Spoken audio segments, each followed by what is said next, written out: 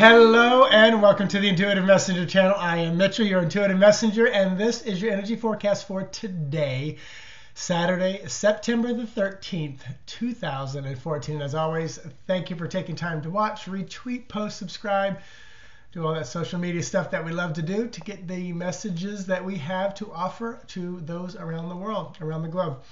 So I am kind of high as a kite right now, feeling very good, had an amazing meditation. Feel like I'm coming off of a good energy swing throughout the solar system and galaxy. So I feel very good. I hope you do as well, wherever you are, whenever you're watching this. So today is the number 13. And within the major arcana, because that's how I roll, as I work with the major arcana, that's how spirit communicates to me. It's the language I speak. And that 13 is the death card. Death card is about bringing things to an end, bringing things to a close, shutting things down. It's about physical death. It's about emotional death. It's about ending high school, graduation, so many different things of just bringing things to a close. So 1 plus 3 from the number 13 equals 4, and 4 is our Emperor card.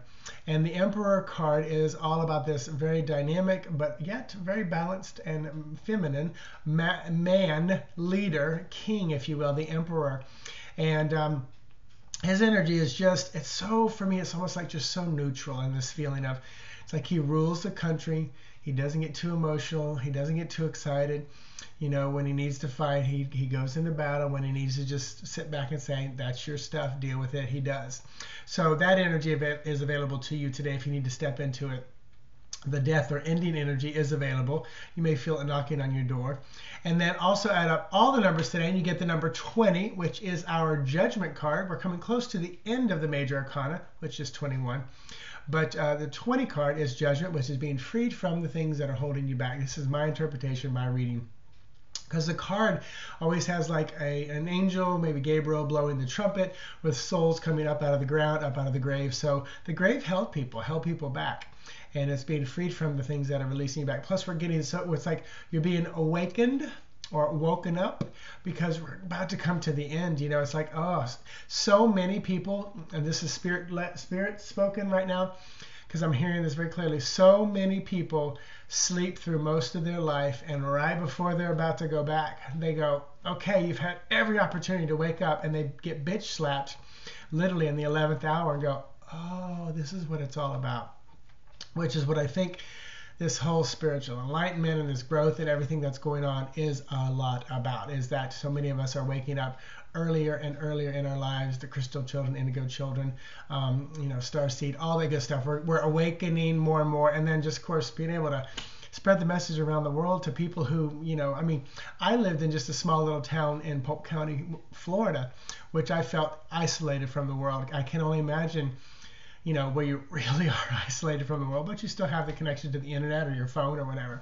So, and also 20 boils down to number 2, and 2 is that high priestess. You know, she knows the law. She knows how to release people's blocks because she's intuitive, she's smart, she's knowledgeable, very, very wise, a woman, man, whoever, whatever you want to call that high priestess. And then the card that I pulled today was the King of Swords. He is often our logical people. He is often the mathematicians, architects, lawyers, policemen, judges. Very logical things. But that energy is there too, especially if you need to speak your truth, because that's the air element, the throat element, speaking. There's a lot of blue with that. So today you may need to step into that truth-speaking King of Swords, or step into that, you know, high priestess, intelligent, wise, intuitive person, as there are some endings coming, because the death card is about endings, and Judgment 20 is about being freed from the things holding you back. So there's kind of an ending there as well. And don't forget number 4, our Emperor energy that you can step into, because you may just need to be kind of a little passive today versus that King of Swords who's coming in fast and furious with the sword to cut things off. So there is all that energy for you. Now, the Lenormand for today, if you do development with me, you can, yeah, I better get a little coffee here. If you're doing development, you know, pause, write down some images that you see, feel, hear. But the Lenormand card for today is going to be 32 Moon card. which is also Eight of Hearts, which is also Eight of Cups, which I love that kind of reflection back to tarot, because Eight of Cups is often this image traveling alone away from cups on the ground towards the moon. So the moon card is here. This moon card, moon energy, is about your, your intuition. There's some guidance there as well, but it's also that creativity, emotions, dreams, honors, recognition. It's definitely psychic ability as well, and your intuition. But beautiful, beautiful. And of course, 32 boils down to number 5. 5 is a shifting, moving, changing number. So don't feel like things aren't going to happen just because it's kind of a receptive moon. Feminine. So the tarot to go along with it is going to be 7 of Cups. So this is all about, for me, when I do the reading, this is about choices. I call this the Cheesecake Factory menu syndrome. There's so many choices on there. You can either freeze and go, I don't know what to do, especially if you're an indecisive person, or if you're someone that gets freaking excited because you got so many possibilities. You're like, kinder candy store, oh my gosh, oh my gosh.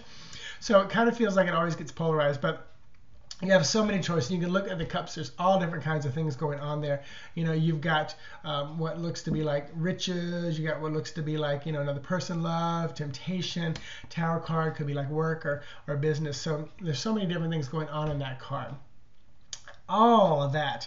So choices. Trust your intuition. We got 2 cards here with high intuition. That is the moon card and then the high priestess. So really, really trust your intuition today as you work through this. So last night I knew exactly what I wanted to talk about for the development part of today, but I can't remember it for the life of me right now. Yeah, and I'm sitting there trying to think, okay, Spirit, are you going to remind me or not? No, they're not going to remind me. They're not going to remind me.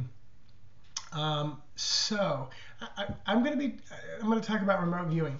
So remote viewing is kind of like, like just astral traveling to a person, being able to see where they are. If you're like me, growing up, I was talking to somebody on the phone. One of the first questions out of my mouth was always, where are you?